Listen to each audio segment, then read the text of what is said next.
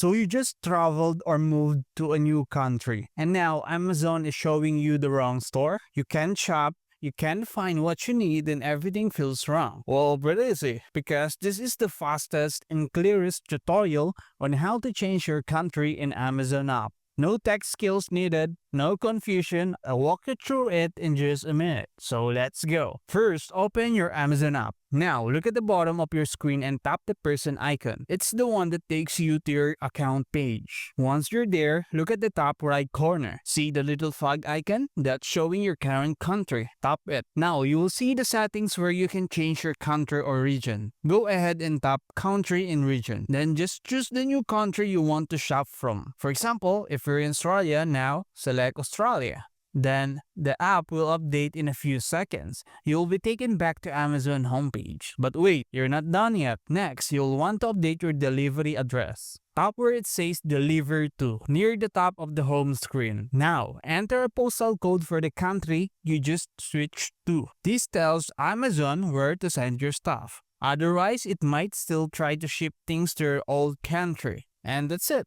Now you're using the right Amazon store and your orders will go to the right place. Simple, fast, and done. Thanks for watching and I'll see you in the next video.